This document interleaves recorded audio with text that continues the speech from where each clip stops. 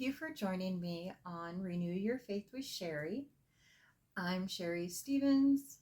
I am a Master Certified Life Coach and lover of all things that have to do with the brain. The brain is an amazing thing. It's very complex, just like your belief system. So I thought today that we would talk a little bit about the belief system as well as the brain. So like I said, the belief system is something that's extremely complex and it's complicated.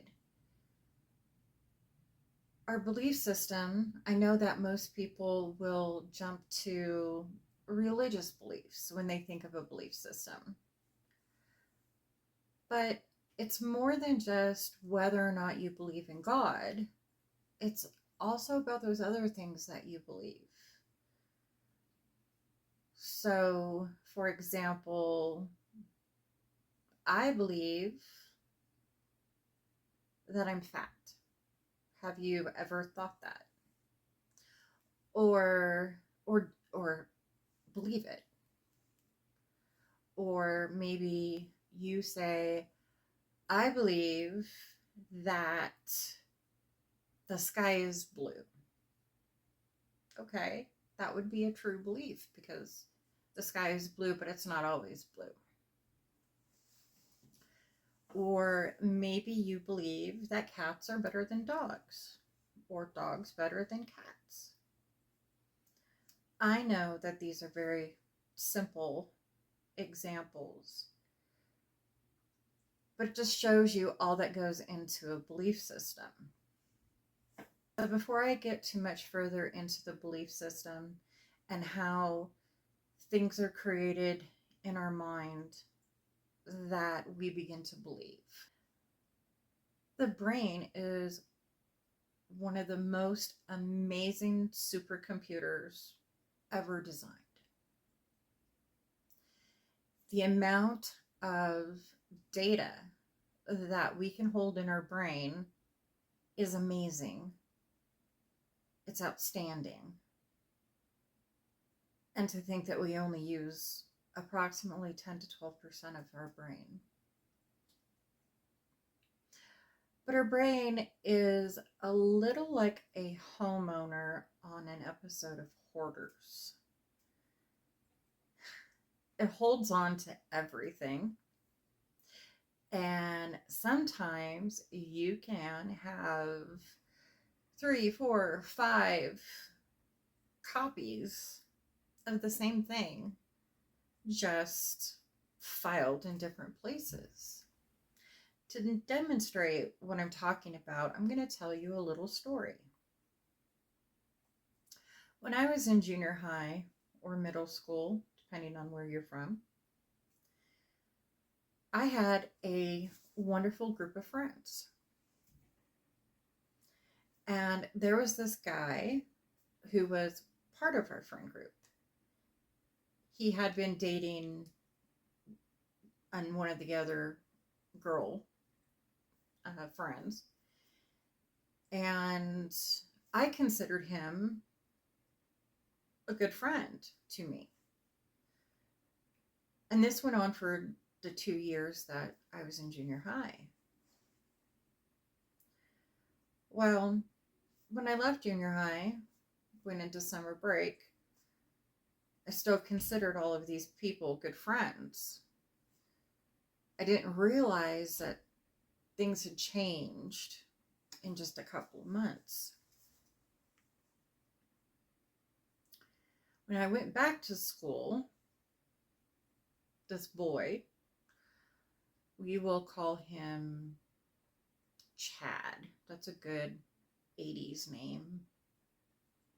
I know his name wasn't really Chad, and I would like to say that I'm changing the name to protect the guilty, but that's not the case.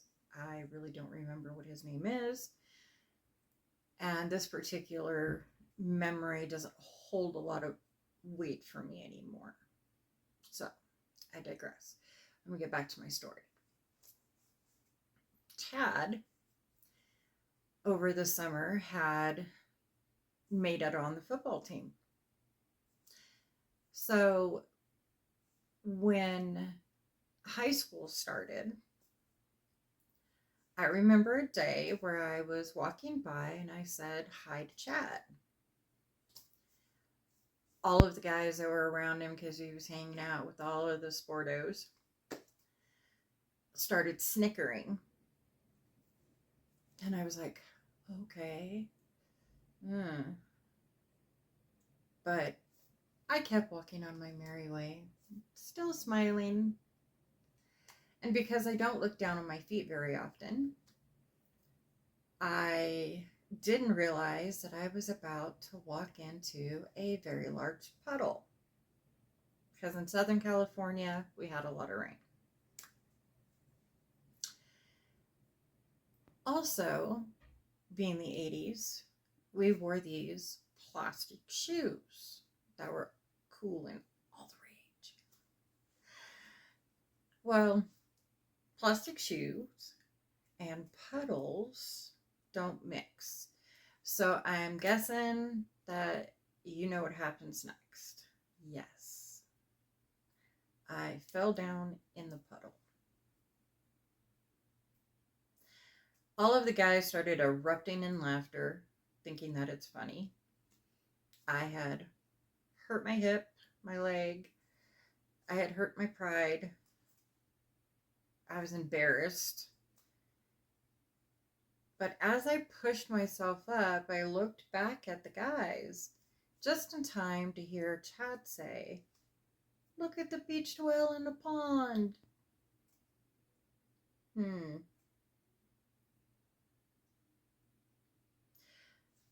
That moment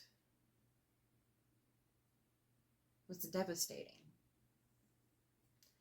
And I couldn't believe that somebody who had been a good friend could say something like that. And at that moment, my feelings hurt more than my body. So I pushed myself up, glared at Chad for his oh so clever comment, took off my shoes because I didn't want to slip again. Pants were drenched. And I limped my way to the office so that I could call my mom to go home. Ended up with a bruise from hip to knee. But I didn't break anything, thank goodness. But what had happened in that moment is I processed that whole situation. My brain filed it immediately under T for trauma, but that memory also got attached to Chad. It also got attached to my junior high friends, but it also got attached to a new belief that was developing, and that was, I'm fat. I'm not saying that this situation is, what solidified that belief, because I had heard that before. And what's interesting is that I wasn't really fat. I was already 5'6", large breasts, curved like a woman, which was a nightmare for my mom. And I only weighed about 127 pounds. And that's not fat. But because I wasn't small, petite, weighed 100 pounds or less, I started to develop that belief.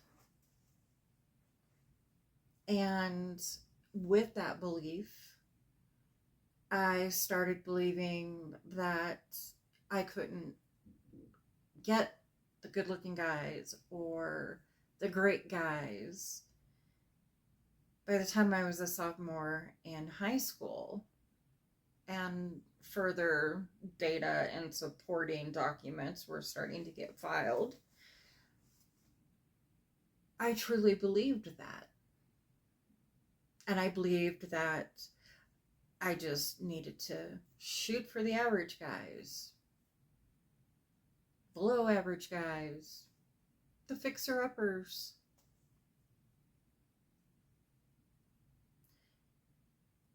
And I took that in, and that became a belief. And so what happened as I grew up? Average guys who were fixer-uppers. And already being a caregiver, I thought I could help them. I thought I could fix them.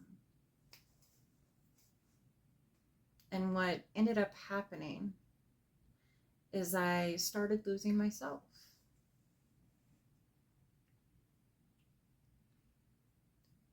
Because my belief system was adding new negative beliefs. So the belief system is both negative and positive. But our brain has a tendency to believe negative easier than accepting positive or believing positive. I mean, I still believed that I was pretty,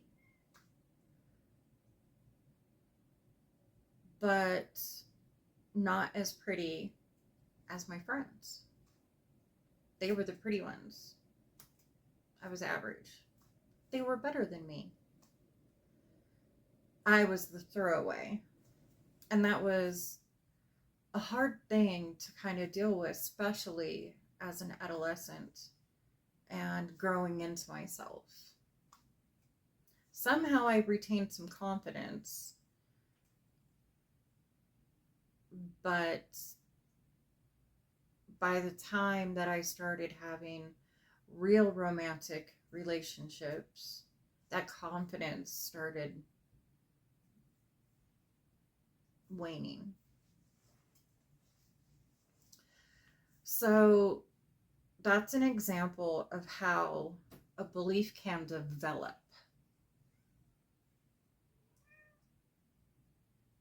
The belief system, like I said, is complex.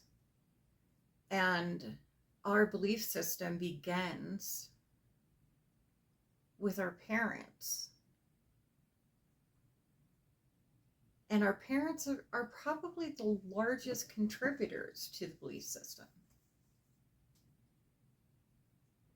I mean, as a baby, you come out and you don't have any opinions. You don't have any prejudice.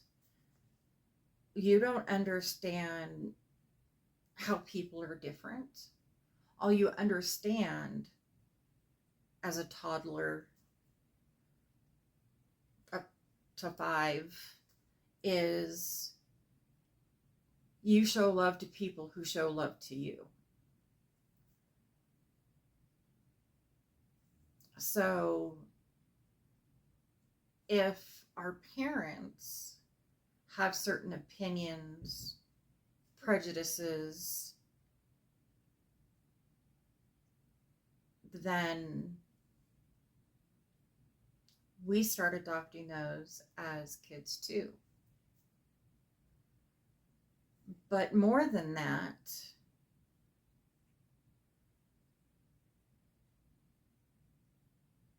how we understand things are the difference between black and white. So how we understand things are bad and good.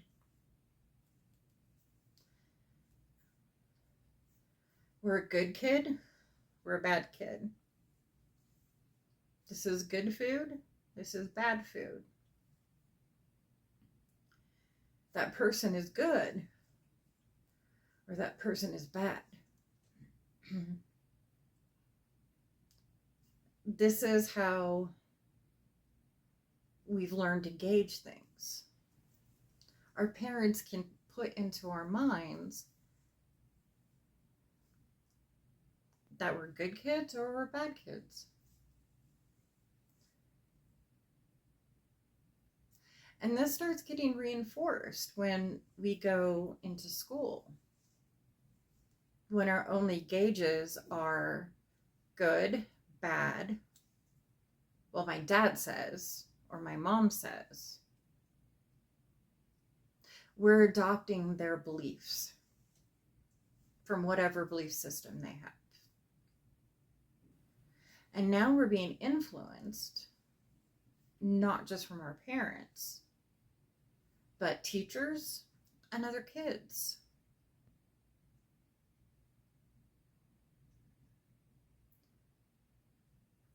Teachers start putting the labels. They don't mean to do that. But some of that stuff sticks with us. It's like I used to get report cards that said, Sherry is a smart girl, but she talks too much and doesn't apply herself. Ooh, I'm smart, but I'm a bad kid because I don't apply myself, whatever that means, and I talk too much. Or like Jennifer over there. Jennifer needs special attention because she's slow. Is she really slow?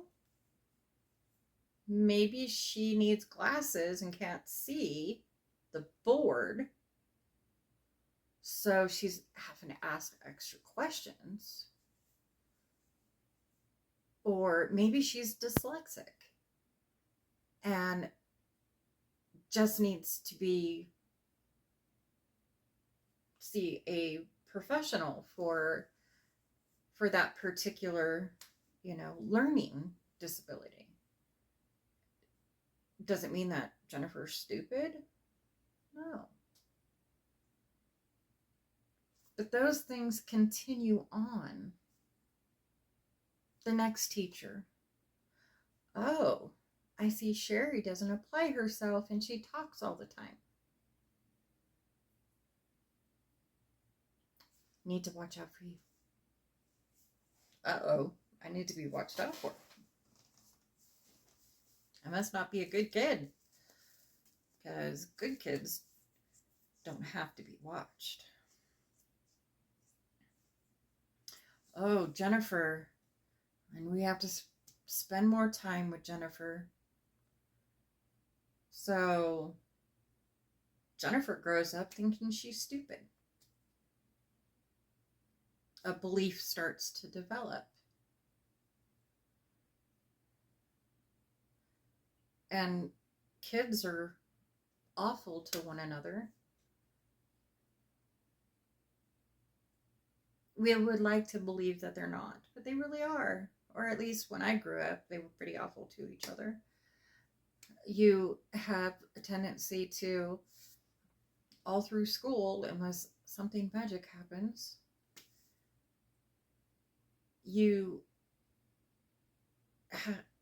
other people are putting labels on you. Oh, he's the smelly kid. Oh, she's the stupid one. Oh, she's ugly. Oh, he's so cute. All of those different labels And if you hear them enough and you hear them long enough, you start adopting them into what you believe, good or bad. But that's part of the belief system.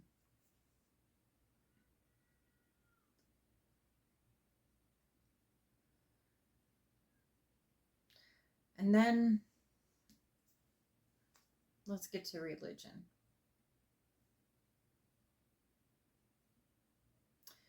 Religion is actually only probably a piece.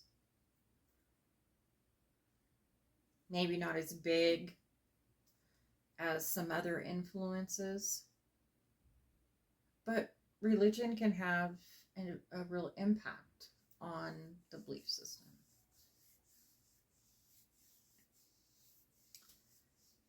And whether you go to church and you have a faith, or you don't go to church and you say that you don't believe in anything, religion is still impacting your belief system. So I grew up Lutheran. My dad didn't want to rock the boat. He grew up Lutheran. My grandparents were very devout Lutherans. So he let us kids go to church with our grandparents. I remember going to Bible school and learning about how God and Jesus love us. And when I was a kid, it was all warm and fuzzy.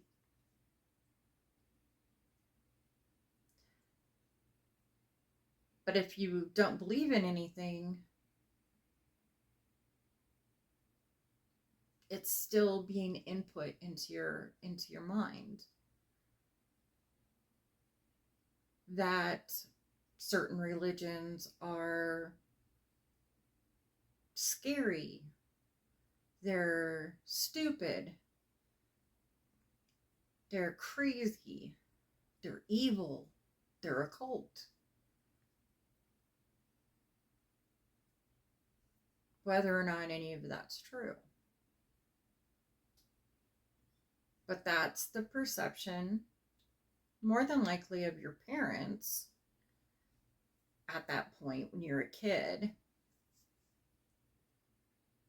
And those religious beliefs or beliefs about religions start becoming part of your belief system. I remember going to Bible camp. I remember doing summer Bible school. Had a lot of fun. I did that up until, I don't know, 10 or 12.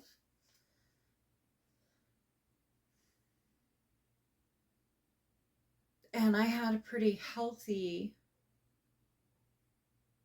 belief in God. So that became a core belief. So much so, even though I had fallen away from, the Lutheran church, I still put my son in a Lutheran private school when he was starting school. He didn't stay long because I wasn't pleased with that church and their treatment of people. But I still did that because it was a core belief, even though I was starting to adopt a new belief. And a lot of people confuse religion from faith. You can have faith in God, in Jesus as our Savior, without believing what a religion is. And being Christian doesn't necessarily mean that you're being a Catholic Christian or a Lutheran Christian or a Methodist Christian. You just have faith. And there's the difference. It's a difference in the way you believe.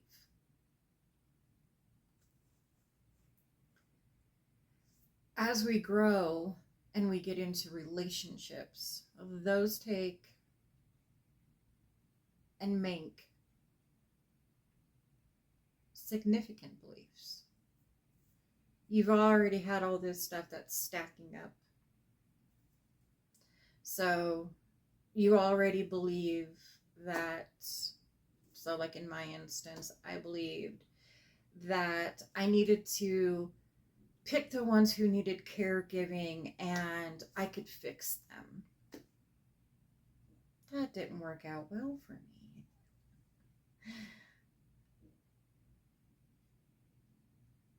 But I believed it so desperately that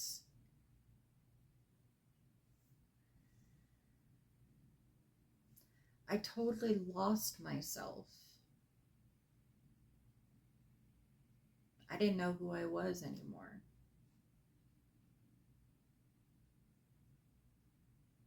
I was still believing that I wasn't worthy, that I deserved this. This is what I deserved in life. That I would never accomplish anything really. That I was meant to live this horrible, mediocre life.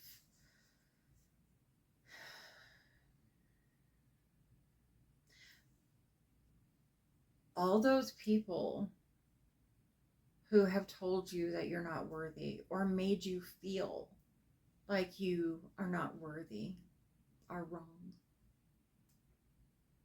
Because you are.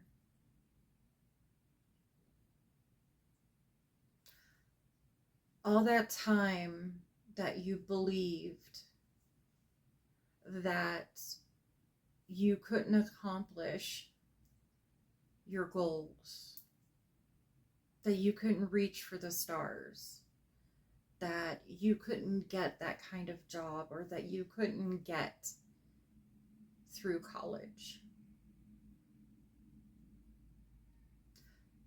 Those are flawed beliefs because you can do all of that. A lot of times it's because we've lost the confidence in ourselves and we stopped listening to our true self. Our true self is still there. And we just have to remember who we are. I mean, you can hear it when you're making a decision or something is going on. There's a soft voice.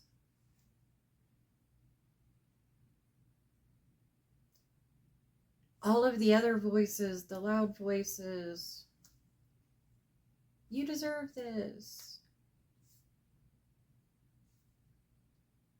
Those are the voices of everyone else. They're the voices of your parents. They're the voices of your ex-husband. They're the voices of boyfriends. They're the voices of toxic friends. They're not you.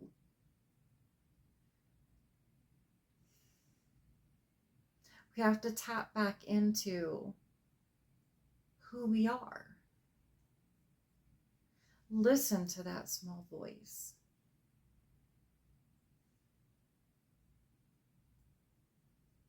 Tap back into our power.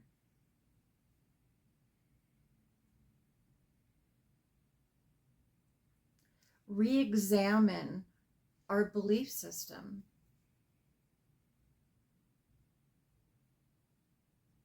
Throw out all the stuff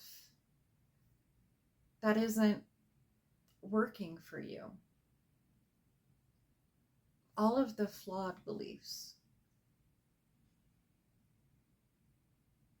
Rediscover what we believe. The true self. The authentic self. And be that person. And that person can go to college. That person can strive for that job. That person can accomplish their goals. They can be confident. They can be empowered. That's who you are. And you just have to remember. You just have to accept her and let her go.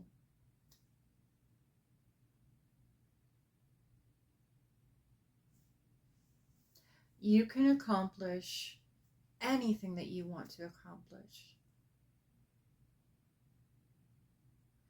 Examine those things that you really want.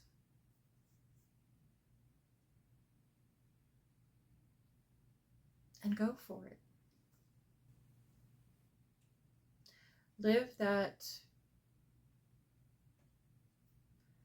life that you want to live. Whether way back when you had this goal that you wanted to be an astronaut. Maybe you won't actually go up in space, but that doesn't stop you from going to college, getting a degree in astrophysics, and working for NASA. Put your faith back in you. Examine that belief system and believe in yourself.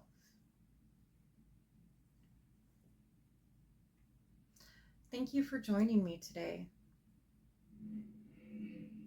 I've enjoyed talking with you, and I do hope to see you again soon. God bless you. Disclaimer: a life coach is not a mental health professional. We are not therapists, psychologists, or psychiatrists. We do not treat mental illness. Information provided is not intended to treat any illness. Please contact your doctor if you feel you need assistance with a mental health issue. Any information gathered during coaching sessions, groups, or workshops will be kept 100% confidential unless an individual discloses they are a threat to themselves or someone else.